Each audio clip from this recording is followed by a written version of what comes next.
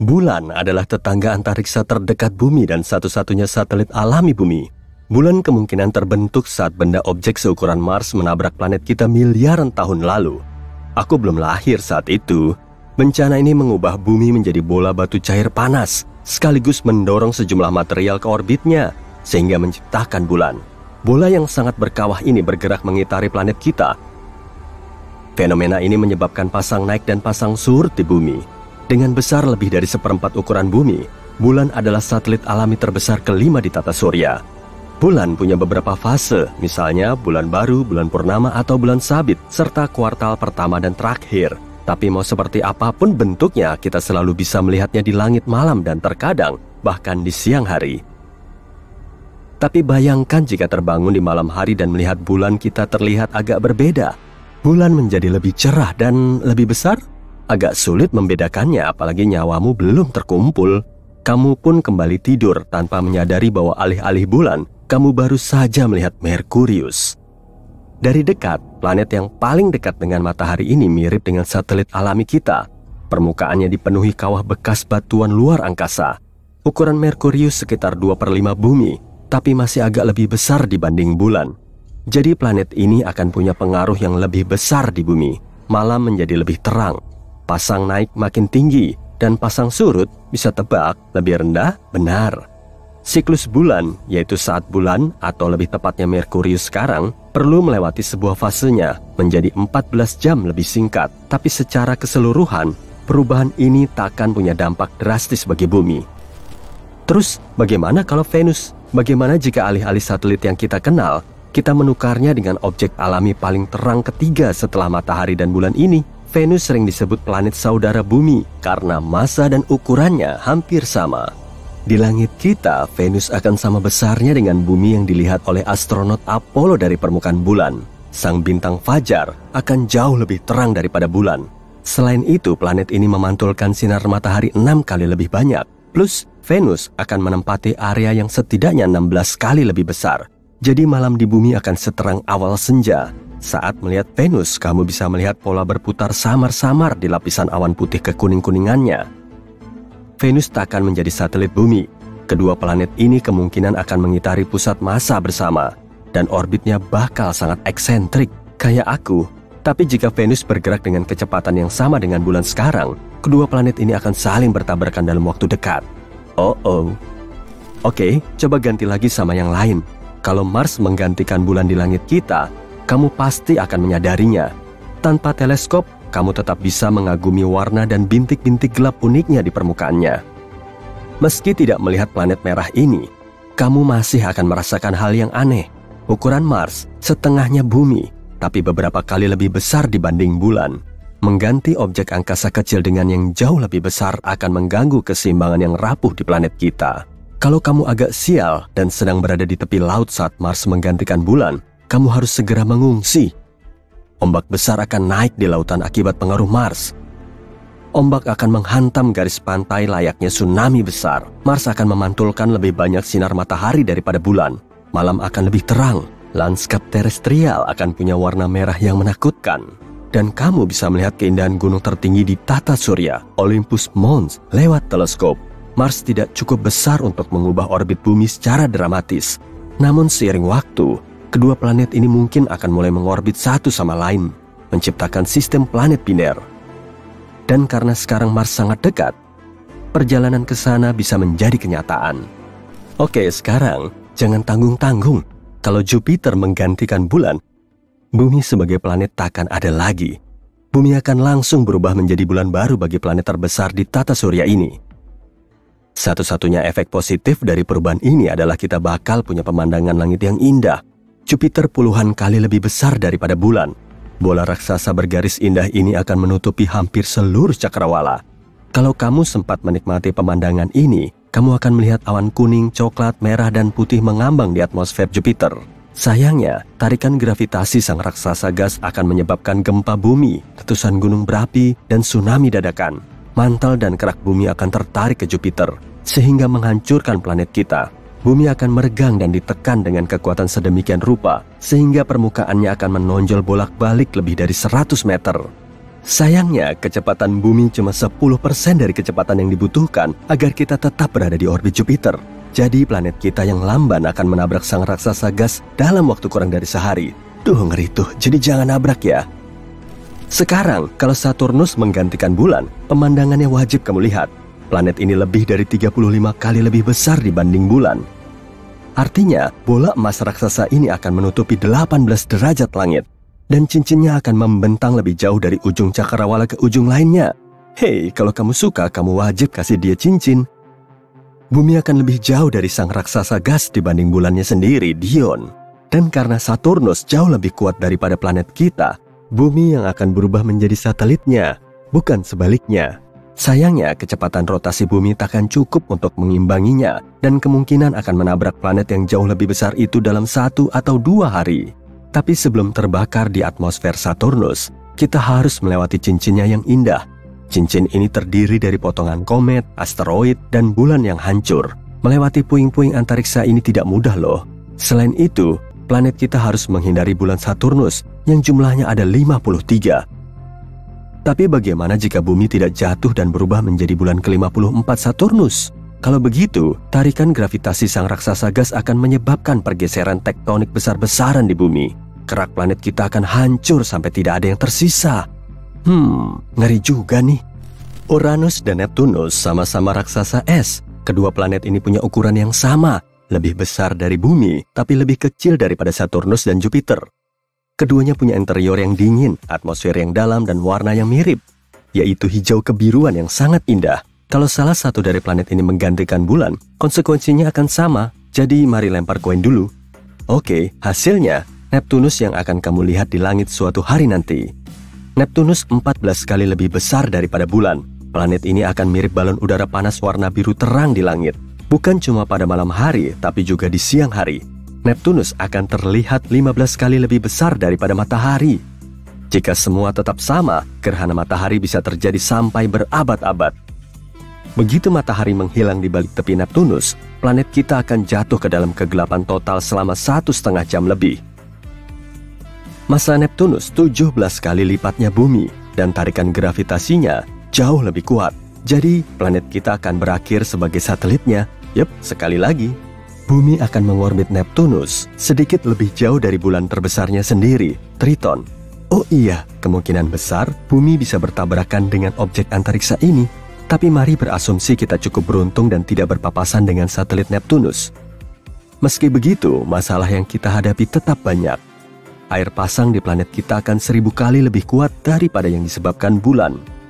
Gaya gravitasi Neptunus takkan menghancurkan bumi, tapi akan memanaskan planet kita. Aktivitas seismik meningkat, memicu gempa bumi dan letusan gunung berapi. Dan mungkin juga bikin internetmu jadi nge-lag. Kita sudah menemukan Kepler-22b, eksoplanet kecil di rasi bintang Cygnus. Emang kelihatannya nggak penting, tapi sebenarnya penting. Ini adalah planet pertama yang berada di zona Laik Huni yang ditemukan teleskop Kepler. Berarti mungkin ada air di planet ini. Kalau ada air, mungkin ada kehidupan. Kepler-22b bisa jadi rumah baru kita, jadi perhatikan baik-baik. Menemukan planet baru itu nggak gampang sama sekali loh. Nggak semuanya bisa dilihat lewat teleskop yang super keren, bahkan yang secanggih Hubble sekalipun. Kadang bintangnya kecil dan redup banget sampai susah ditemukan di peta. Seperti Kepler-22, saintis sampai harus menggunakan metode khusus. Pertama-tama mereka mengambil banyak foto bintang itu dalam beberapa periode waktu, lalu mereka mengamatinya dan berpikir, bintang ini punya bintik gelap nggak ya? Kalau ada, mungkin aja itu planet. Foto-foto itu sebenarnya membantu menemukan hal yang penting banget. Misalnya, pertama planet ini ada, kedua, ukuran, radius, dan jarak pada bintangnya. Terakhir, apa kita bisa hidup di sana? Sekarang kita tahu Kepler-22b mirip banget sama planet kita dan kemungkinan bisa jadi bumi kedua. Jaraknya juga deket banget, cuma 635 tahun cahaya. Kira-kira 4,8 kuadriliun kilometer, tapi Kepler-22b salah satu opsi terdekat. Kepler-22, bintang Kepler-22b adalah katai kuning, mirip banget sama matahari kita, ukurannya sama, radiusnya sama, bahkan umurnya hampir sama, 4 miliar tahun. Yang beda cuma terangnya, bintang ini lebih redup kira-kira 20% dari matahari, jadi meski udah berusaha sekeras apapun, bintang ini nggak akan kelihatan malam-malam. Ukuran planet Kepler-22b sekitar 2,4 kalinya ukuran bumi. Dari segi ukuran lumayan, radius lebih besar berarti kemungkinan adanya air dan ruang untuk hidup lebih besar juga. Meskipun pergi dari satu kota ke kota lain jadi jauh. Capek banget kan ngebayangin naik pesawat selama 3 hari? Kita nggak tahu berapa tepatnya masa planet ini, tapi menurut saintis sih lebih berat dari masa bumi. Sebenarnya, masa Kepler-22b bisa mencapai 36 kalinya masa planet kita. Artinya, gravitasinya luar biasa besar. Kalau planet ini 36 kali lebih berat dari bumi, gravitasinya sekitar 6 kali lebih kuat. Ngangkat 9 kilo kentang aja udah susah, apalagi 54 kilo. Ditambah lagi badan kamu bakal jauh lebih berat di sana. Jalan aja butuh otot yang besar, kamu harus jadi atlet binaraga cuma untuk berangkat kerja. Masalahnya, dengan gravitasi sebesar itu, tumbuhan bakal susah tumbuh di sana. Mereka butuh sedikit kebebasan untuk tumbuh dari tanah. Dan hewan, anjing dan kucing kita harus berotot untuk bertahan di sana. Tapi kalau planet ini udah punya hewan atau penghuni lain, kita udah punya gambaran seperti apa wujudnya. Mereka mungkin punya banyak kaki supaya gerak menjadi gampang, nggak tinggi tapi besar banget dan super kuat. Laba-laba raksasa berotot mungkin lebih seram. Untungnya informasi ini belum bisa dipastikan. Kalau kita beruntung dan gravitasi di sana ternyata cuma sedikit lebih besar dari gravitasi di bumi, hidup di sana tentu lebih gampang.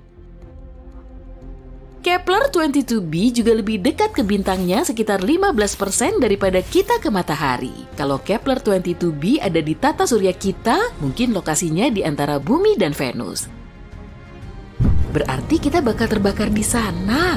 Enggak dong, bintang Kepler-22 cukup dingin, cuma sekitar 5.500 derajat Celcius. Makanya kita berasumsi suhu di Kepler-22b kira-kira sama seperti di bumi, tapi itu kalau planet ini mengorbit bintangnya sama seperti kita mengorbit matahari ya. Sayangnya kita nggak tahu itu. Kepler-22b bisa berputar mengelilingi bintangnya secara miring, misalnya seperti Uranus. Apa? Kamu nggak tahu kalau Uranus miring? Perhatiin juga deh cincinnya. Betul, Uranus juga punya cincin seperti Saturnus, tapi tegak lurus. Alam semesta emang misterius banget. Jadi kalau Kepler-22b beneran miring gitu, cuaca di planet ini juga bakal nggak bagus-bagus banget. Setelah musim dingin yang menusuk, bakal ada musim panas yang menyengat. Dan seperti planet-planet lain dengan penguncian pasang surut, kita cuma bisa hidup nyaman di lahan sempit yang terletak di antara dua sisi ini. Semoga aja Kepler-22b berotasi normal dan gak miring ya. Tapi gak semuanya buruk kok. Menurut penelitian, mungkin ada laut di Kepler-22b. Tahu kan kalau air itu sumber kehidupan? Tapi dalam hal ini, manfaatnya bukan cuma itu, karena planet yang dipenuhi laut selalu punya suhu yang lebih stabil. Air menyerap sebagian panas dan menyebarkannya secara merata ke seluruh planet. Bagian yang panas jadi sejuk dan bagian yang dingin jadi hangat. Oh ya, bumi juga kayak gitu miliaran tahun lalu loh. Saat bumi mulai dapat genangan kecil pertamanya, bulan membantu genangan ini menyebar ke seluruh bumi. Berkat ini, bola terbakar saat itu berubah menjadi bola kecil yang penuh kehidupan. Jadi kalau Kepler-22b memiliki air tapi nggak punya atmosfer, menurut saintis, suhu rata-rata di sana kira-kira -11 derajat Celcius. Tapi kalau ada atmosfer seperti di bumi, suhunya bisa mencapai 22 derajat Celcius. Nah, itu baru pas. 1 tahun di sana sama dengan 290 hari bumi, kira-kira 9 bulan. Planet ini nggak punya satelit alami, jadi sayangnya kita nggak akan punya pemandangan cantik bulan. Tapi kita mungkin bisa melihat matahari sebagai bintang kecil yang jauh, kita bisa mengaguminya di langit malam sambil mengingat rumah kita. Tanpa sembunyi dari laba-laba raksasa. Itulah informasi yang kita tahu saat ini. Sayangnya agak susah mengeksplor planet seperti ini. Jadi ada banyak banget data yang nggak kita tahu. Misalnya, planet seperti apa Kepler 22b ini? Kita nggak punya informasi sepenting itu terkait planet ini. Kita nggak tahu Kepler 22b ini planet berbatu atau bukan. Kalau bukan, informasi-informasi tadi nggak berguna. Mungkin aja ini planet gas atau planet yang dipenuhi gas tapi intinya padat seperti Neptunus atau dunia air yang dipenuhi samudra raksasa. Kalau begini Kepler 22b mending jadi planet air aja deh. Setidaknya kita bisa bikin kota bawah laut di sana. Kita bisa memfilter airnya dan makan ikannya sampai kita menjadi spesies amfibi. Itu dihitung evolusi juga bukan ya? Tapi menurut saintis, Kepler 22b mungkin aja mirip Neptunus. Sejumlah astronom bahkan mengkategorikan planet ini Neptunus Mini. Ini beneran nama kategori planetnya loh. Tapi hal ini belum terbukti. Meskipun kita beruntung dan ternyata Kepler 22b adalah planet berbatu, kita belum tahu kayak gimana atmosfer di sana. Apa planet ini punya atmosfer? Gimana kalau seperti atmosfer Venus yang beracun? Kita jadi harus hidup di bawah tanah supaya selamat di planet ini. Lalu kita harus mikirin sumber panas karena di bawah tanah kan dingin. Iya, semoga aja nggak kayak gitu ya. Ada banyak kemungkinan dengan Kepler 22b, sejauh ini belum ada jawaban pastinya. Tapi semoga saintis bakal nemu jawabannya sebelum kita memberangkatkan manusia dengan pesawat antariksa untuk menghuni Kepler 22b. Kita bakal kecewa berat deh kalau ternyata ini planet gas atau semacamnya. Kamu sedang duduk di kursi pesawat menuju konferensi astronomi penting saat matamu menangkap objek besar di luar jendela yang menghalangi cahaya matahari. Kopi di mulutmu seketika muncrat dan penumpang lain ikut terpana menatap keluar. Objek itu punya cincin mirip Saturnus. Dan gara-gara kejadian ini, pesawatmu yang tadinya terbang ke Jepang malah mendarat di California. Setelah turun dari pesawat, kamu menatap ke langit lagi. Sejumlah objek mirip planet raksasa melayang-layang di atas sana. Orang-orang di sekitarmu mulai mengambil foto sambil keheranan. Tiba-tiba, bola api besar jatuh di dekat bandara. Mereka semua langsung kelimpungan mencari tempat berlindung. Dan untungnya, objek itu jatuh di tengah landasan. Jadi nggak memakan korban jiwa. Meski begitu, landasan pacu di situ menjadi rusak dan nggak bisa mendaratkan pesawat. Mereka semua saling berhimpitan agar tetap merasa aman. Tak lama kemudian, objek lain mulai bermunculan di langit. Komunikasi langsung mati dan terputus karena objek besar ini telah menghancurkan semua satelit. Menurut beberapa peneliti yang kebetulan ada di situ, objek ini merupakan planet dari tata surya yang jaraknya sejauh bulan. Merkurius dan Venus kelihatan kecil seperti satelit, tapi Saturnus berukuran paling jumbo di langit kita. Setelah kamu mengungkapkan identitasmu sebagai astronom, para peneliti itu malah mengajakmu untuk ikut dalam perjalanan menuju Antartika, tepatnya menuju stasiun observatorium di Kutub Selatan. Mereka perlu bantuan astronom untuk menyingkap misteri ini. Kamu pun mulai naik kapal menuju Antartika dan mengikuti koordinat yang ditentukan. Gelombang lautnya kok kuat banget ya? Padahal gak ada badai dan matahari bersinar cerah. Setelah berhari-hari mengarungi lautan, kamu sampai di pantai benua Antartika. Kemudian, kamu melanjutkan perjalanan dengan naik mobil salju menuju stasiun Kutub Selatan Amundsen Scott. Di tempat ini, kamu dan timmu akan mendalami fenomena yang terjadi. Tapi rupanya, kamu nggak mengantisipasi cuaca ekstrim di sini, meskipun di pertengahan tahun. Sesampainya di stasiun tujuan, kamu langsung disambut oleh rekanmu yang berlarian sambil membawa dokumen. Mereka terus nyerocos soal planet yang mengorbit atmosfer kita. Sesaat kemudian kamu sudah tiba di ruang konferensi dan ketua peneliti langsung menjelaskan persoalannya. Satu persatu planet di tata surya kita mulai mepet ke bumi sampai sejajar dengan bulan. Tapi mereka belum bisa menjelaskan penyebab dan prosesnya. Venus telah sampai terlebih dulu, kemudian disusul Saturnus yang makin dekat. Jarak bulan kurang lebih sejauh 386.000 km dari bumi. Satelit alami kita ini bisa mempengaruhi pasang surut air laut dan samudra dengan gaya gravitasinya. Pasang surut air bisa diamati karena densitasnya lebih rendah dari daratan. Saat terjadi pasang naik, bumi tertarik menuju bulan. Planet lain terus saja mendekati bumi dan gaya gravitasinya menjadi kacau balau. Beberapa jam lagi, jarak Saturnus akan sejauh bulan kita. Kamu langsung menuju teleskop besar untuk mengamati semua planet itu. Pesawat dan helikopter gak bisa terbang dengan lancar karena gak punya teknologi radar yang mumpuni. Oh, lihat tuh, Mars juga makin mendekat.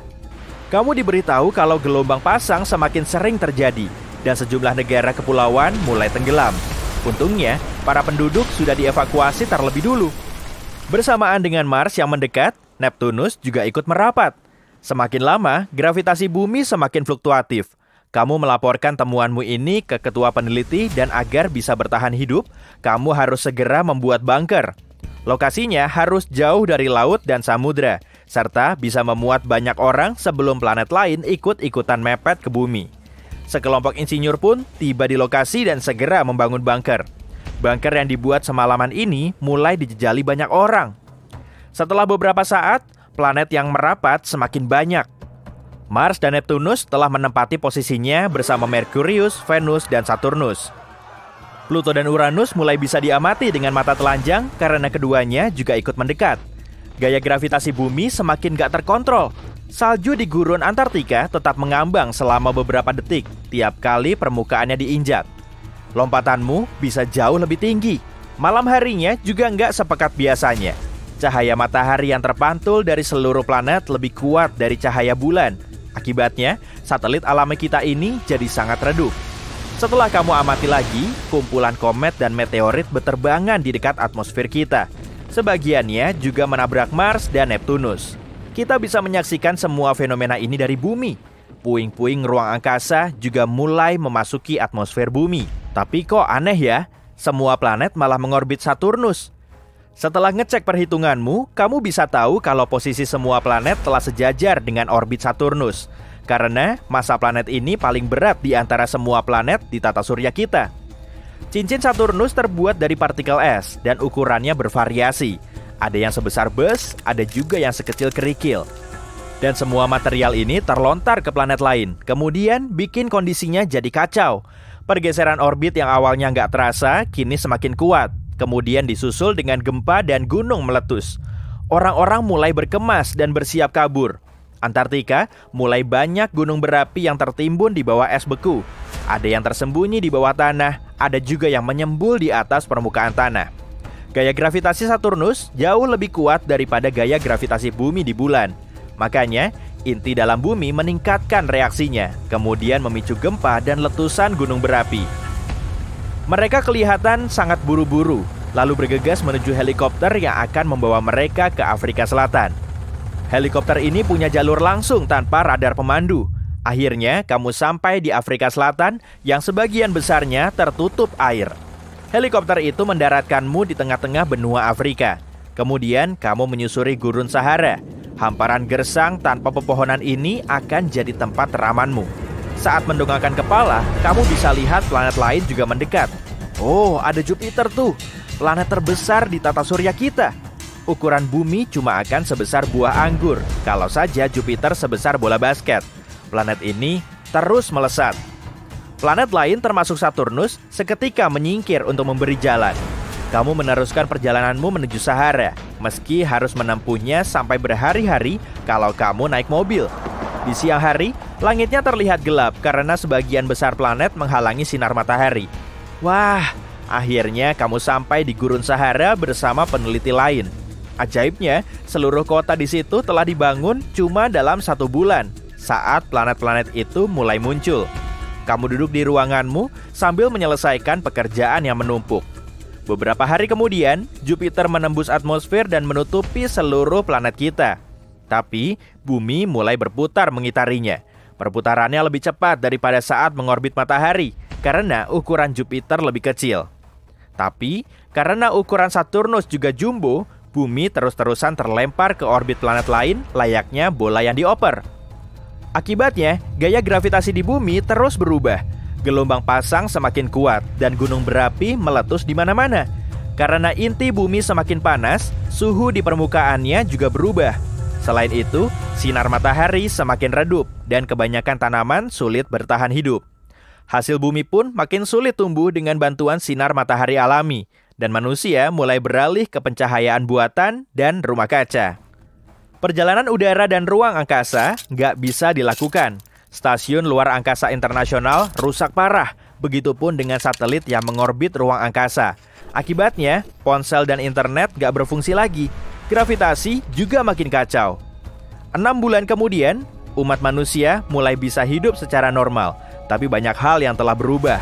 Lamanya sehari nggak lagi 24 jam, dan seminggu nggak lagi 7 hari. Jumlah hari dulunya dihitung berdasarkan fase bulan. Lamanya 1 bulan merupakan seluruh fase dari bulan sabit sampai purnama. Dan satelit alami bumi ini telah hilang bersamaan dengan planet di tata surya yang makin semrawut.